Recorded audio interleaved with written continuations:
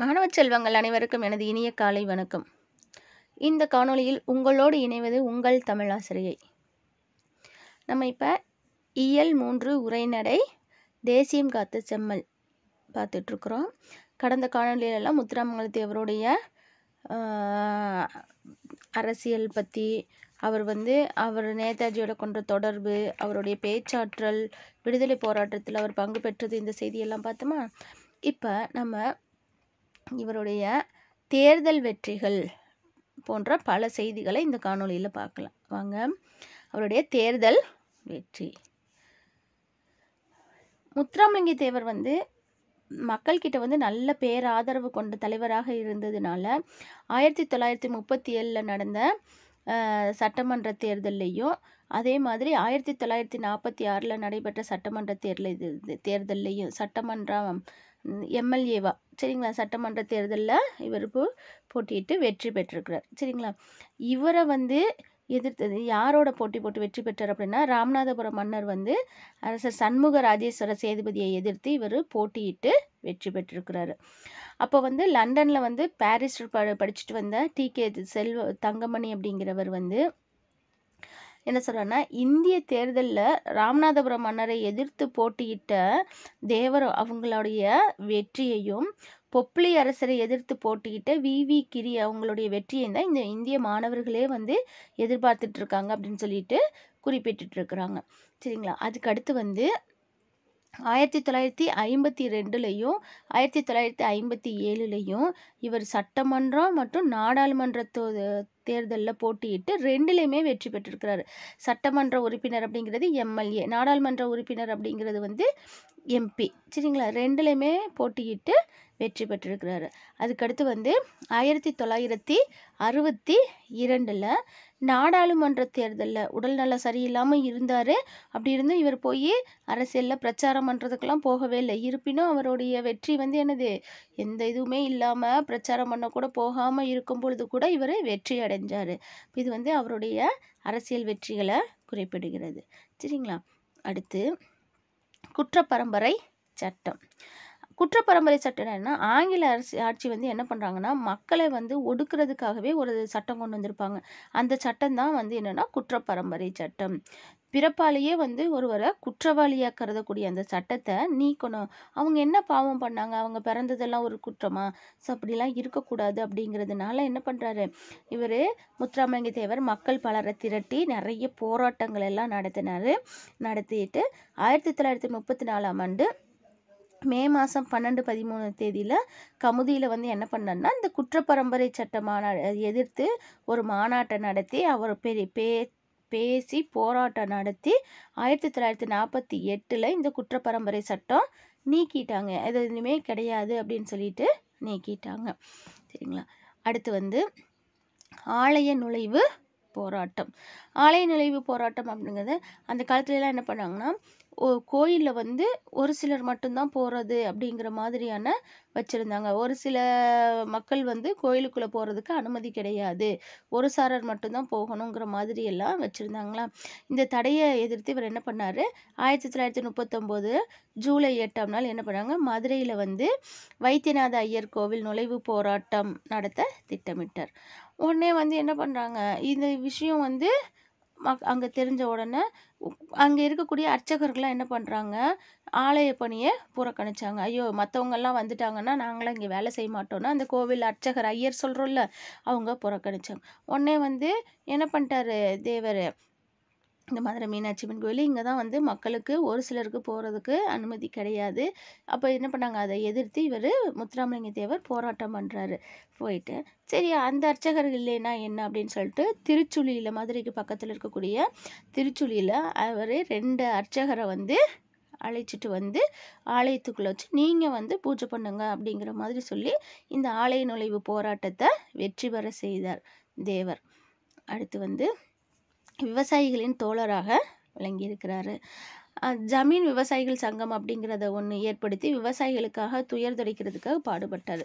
உழுபவர்களுடைய நிலம் வந்து விவசாயிக்கே சொந்தம். ஏன்னா என்ன பண்ணுறாங்க, உழுகிறது இவங்களா இருந்தாலும் ஏதாவது குத்தகைக்கு வாங்குறாங்க அப்படின்னா அவங்க எல்லாமே நிலத்தை எடுத்துக்குவாங்க. அந்த பொருள் வேலை செஞ்சதுக்கு மட்டும் கூலி கொடுத்துட்டு இருந்தாங்க. அப்போ விவசாயிகள் இதனால ரொம்ப கஷ்டப்பட்டுட்டு இருந்தாங்களா, அதனால வந்து என்ன பண்ணுறாரு, உழுபவருக்கே நிலம் சொந்தம் அப்படின்னு சொல்லிட்டு தேவர் தனக்கு சொந்தமாக இருந்த 31 சின்ன ஊர்களை இருந்து விளைநிலங்கள் எல்லாம் என்ன பண்ணுறாரு, குத்தகைக்கு இல்லாமல் உழுபவர்களுக்கே தானமாக பங்கிட்டு கொடுத்துட்டாரு. இவற்றை ஒடுக்கப்பட்ட மக்களுக்கு அளித்து, இதில் மிகவும் தாழ்த்தப்பட்ட ஒடுக்கப்பட்ட மக்களுக்கு அளித்து இவர் மகிழ்ந்தார். அவ்வளோ விவசாயிகளின் தோழர்களாக விளங்கியிருக்கிறாரு. அது மட்டும் இல்லாமல் தொழிலாளர் சங்க தலைவராகவும் கூட்டுறவு சிந்தனையாளராகவும் விளங்கியிருக்கிறாரு. கூட்டுறவு சிந்தனையாளர்னா கமுதியில் வியாபாரிகள் இருக்காங்க பார்த்தீங்களா, அந்த வியாபாரிகள் வந்து அவங்களுடைய விவசாய பொருளை வந்து விற்பனைக்கு கொண்டுட்டு வரணும். அப்படி கொண்டு வரும்பொழுது என்ன பண்ணுறாங்க, ரொம்ப குறைஞ்ச விலைக்கு அவங்க செலவு பண்ணதை விட, அவங்க முதலீடு போட்டதை விட அந்த வருமானம் எப்படி இருக்குது, விற்பனை வந்து ரொம்ப குறைந்த விலைக்கு வாங்குறாங்க. உடனே என்ன பண்ணுறாங்க, இதனால வந்து என்ன ஆகுது, விவசாயிகள் எல்லாம் பாதிக்கிறாங்க. அப்போ அவங்களுக்காக விவசாயிகளுக்காக இவர் என்ன பண்ணுறாரு அப்படின்னா பாரத மாதா கூட்டுறவு பண்டசாலை அப்படிங்கிறத ஒன்றை ஆரம்பித்து விலை பொருள்கள் எவ்வளோ விலை பொருள் இருக்குதோ அதுக்கு உண்டான சரியான விலை 10 ரூபாய்க்கு செலவு பண்ணாங்கன்னா அந்த 10 ரூபாய் பொருள் அவங்களுக்கு வியாபாரத்துக்கு கொடுக்குற மாதிரி அதற்கு உண்டான அந்த பொருளுக்கு ஏற்ற விலையை நிர்ணயம் செய்து வியாபாரிகளுக்காக போராடி இந்த கூட்டுறவு பண்டகசாலையை அமைச்சிருக்கிறார். சரிங்களா. அடுத்து தொழிலாளர் தலைவராக விளங்கியிருக்கிறார். 1938 காலகட்டத்தில் வந்து மதுரையில் வந்து இவர் என்ன பண்ணுறாரு, ஒரு நூற்பாலையில் வேலை செஞ்சிட்டு இருக்கக்கூடிய தோழர் ஜீவானந்தத்தோடு சேர்ந்து போராட்டம் பண்ணி தொழிலாளர் சங்க தலைவராக இருந்திருக்கிறாரு. அப்புறம் வந்துட்டு இதுக்காக வந்து 7 மாதங்கள் வந்து சிறையிலையும் இருந்திருக்கிறாரு. உழவர்களுடைய நலன் காக்கிறதுக்காக ராஜபாளையத்தில் மிகப்பெரிய ஒரு மாநாடையும் நடத்திட்டு சிறையிலையும் இருந்திருக்காங்க. அப்போ இவங்களுக்காக தொழிலாளர் சங்க தலைவராகவும் இவர் விளங்கி இருக்கிறார்.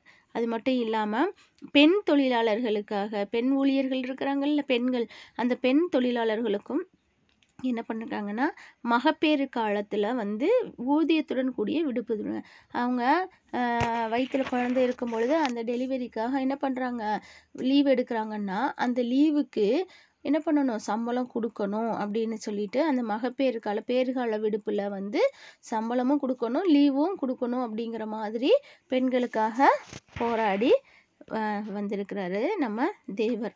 சரிங்களா. அடுத்து வந்து இவருடைய சிறைவாசம் அப்படின்னு பார்த்தீங்க அப்படின்னு சொன்னால் இவர் வந்து சுதந்திர போராட்டத்தில் மிக தீவிரமாக ஈடுபட்டார். அதனால வந்து கைது செய்யப்பட்டு அலிப்பூர், அமராவதி, தாமோ, கல்கத்தா, சென்னை, வேலூர் போன்ற இடத்துலலாம் வந்து இவர் சிறையில் வச்சிருக்கிறாங்க. அது மட்டும் இல்லாமல் 2ஆம் உலகப் போர் சமயத்தில் மத்திய பிரதேசத்தில் இருக்கக்கூடிய தாமோ என்ற இராணுவ சிறையில், ஊரில் இருக்கக்கூடிய இராணுவ சிறையில் இருந்தார். அங்கே அந்த உலகப்போர் முடிஞ்சதுக்கு அப்புறம் தான் அவர் விடுவிக்கப்பட்டு வெளியில் வந்தார். சரிங்களா. அடுத்து பெண்களை இவர் தெய்வமாக மதித்து போற்றி இருக்கிறாரு. அப்படின்னா இவர் தேவர் வந்து 1936லையும் 1955லையும் 2 முறை என்ன பண்ணியிருக்கிறாங்க, பர்மாவுக்கு போயிருக்கிறாரு. அங்கே பர்மாவில் பார்த்தீங்க அப்படின்னா புத்த பிட்சுகள் இருக்காங்க. அவங்க வந்து என்ன பண்ணுறாங்கன்னா உயர்ந்தவங்களுக்கு, அதாவது ரொம்ப உயர்ந்த மதிப்புக்குரியவங்களுக்கெல்லாம் என்ன பண்ணுறாங்கன்னா, இப்போ நம்மளாம் வந்த வரவேற்பு கொடுக்கும்போது இந்த ரத்தின கம்பளம் அப்படின்னு சொல்லிட்டு சிவப்பு கார்பெட்லாம் வரவேற்பு கொடுக்குறாங்களா, அந்த மாதிரி அங்கே என்ன பண்ணுவாங்களாம், பெண்கள் வந்து அவங்களுடைய கூந்தலை வந்து நடைபாதையாக விரித்து வரவேற்பு கொடுக்கணுமா. அது வந்து அவங்க ஊரில் பர்மாவில் ஒரு வழக்கமாக வச்சுருக்குறாங்க. ஆனால் தேவர் பர்மாவுக்கு போயிருக்கும்போது இதே மாதிரி வரவேற்பு வந்து தேவருக்கு கொடுத்துருக்குறாங்க. ஆனால் அவர் வந்து அதை எனக்கு வேண்டாம், பெண்களை வந்து இது இழிவுபடுத்துவதாக இருக்குது, பெண்கள் வந்து தெய்வம் அப்படின்னு அவர் சொல்லிட்டு இந்த வரவேற்பை அவர் ஏற்க மறுத்துவிட்டார். அதனால் இவர் பெண்களை போற்றக்கூடிய தலைவராகவும் திகழ்ந்திருக்கிறார். சரிங்களா. இப்போ நாடு போற்றும் நன்மகனாக விளங்கியிருக்கிறார். பொது தொண்டு செஞ்சால் இவருக்கு திருமணம் செஞ்சால் பொது தொண்டுக்கு இடையூறாக இருக்குன்னு சொல்லிட்டு இவர் திருமணமே செய்து கொள்ளாமல் தியாக வாழ்வு வாழ்ந்தவர் தான் இந்த முத்துராமலிங்க தேவர். விவேகானந்தருடைய தூதராக, நேதாஜியின் தளபதியாக, சத்திய சீலராக, முருக பக்தராக, ஆன்மீக புத்திரராக, தமிழ்பாடும் சித்தராக, தென்பாண்டி சீமையின் முடிசூடா மன்னராக, நீதி வலுவா நேர்மையாளராக, புலமையில் கபிலராக, வலிமையில் கரிகாலனாக, கொடையில் கர்ணனாக, பக்தியில் பரமஹம்சராக விளங்கிய இந்திய தாயின் நன்மகன்தான் இந்த தேவர். இத்தகைய பெருமை வாய்ந்த முத்துராமலிங்க தேவர் தன்னுடைய 63வது ஆண்டு, அதாவது 1963ஆம் ஆண்டு அக்டோபர் மாதம் 30ஆம் நாள் இந்த உலகை விட்டு நீங்கி மக்கள் உலகை விட்டு தான் நீங்கினாரு, இறந்துட்டாரு. ஆனால் மக்கள் மனதை விட்டு என்றுமே நீங்காத இடத்தை பிடித்தார்.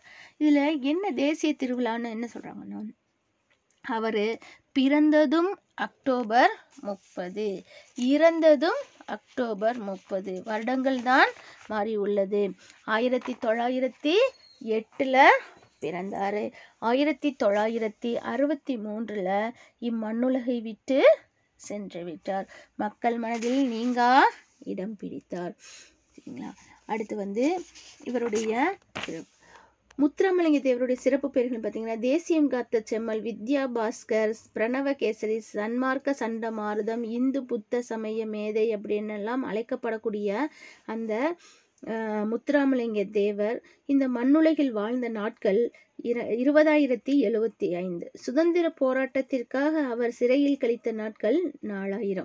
தன் வாழ்நாளில் 1/5 சிறையில் கழித்த தியாக செம்மல் தான் இந்த முத்துராமலிங்க தேவர். இவரை நாம் எப்பொழுதும் நினைவில் கூறுவோம். அது மட்டும் இல்லாமல் இவருக்காக அரசாங்கம் என்ன செஞ்சிருக்குது அப்படின்னு சொன்னால், இவர் பசும்பொன்னில் தானே பிறந்தாருன்னு சொன்ன ராமநாதபுரம் மாவட்டத்தில் உள்ள பசும்பொன்னில் அவருக்காக அவர் தோன்றி மறைந்த அக்டோபர் 30ஆம் நாள் ஆண்டுதோறும் என்ன பண்ணுறாங்கன்னா, தமிழக அரசின் சார்பில் விழா எடுக்கிறாங்க. குரு பூஜை, குரு ஜெயந்தின்னு சொல்லிட்டு தேவர் ஜெயந்தின்னு சொல்லி எடுக்கிறாங்க. அது மட்டும் இல்லாமல் தமிழக சட்டமன்றத்தில் அவருடைய திருவுருவ படம் திறந்து வைக்கிறாங்க. சென்னையில் அரசு சார்பாக இவருக்கு சிலை வச்சிருக்கிறாங்க. இந்திய நாடாளுமன்ற வளாகத்திலேயும் சிலை வைக்கப்பட்டுள்ளது.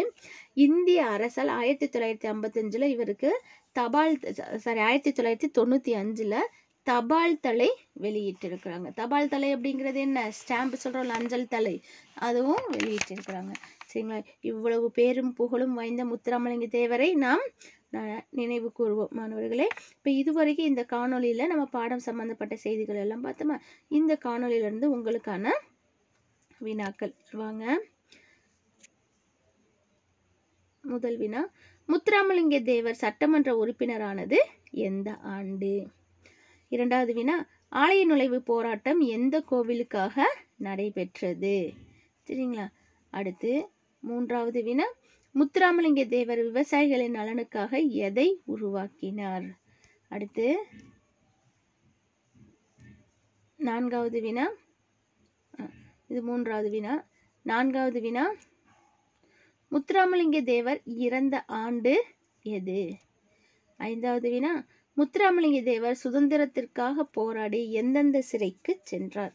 மாணவ கண்மணிகளே, இந்த 5 வினாக்களுக்கான விடைகளை உங்களுடைய குறிப்பேட்டில் குறித்து வைத்துக் கொள்ளுங்கள். சரிங்களா? இதை கவனமாக வினாக்களை படித்து எழுதுங்க. தேர்வுக்கு தயாராகிக்கங்க. அடுத்த காணொலியில் அடுத்த செய்திகளுடன் உங்களை சந்திக்கிறேன். நன்றி மாணவர்களே.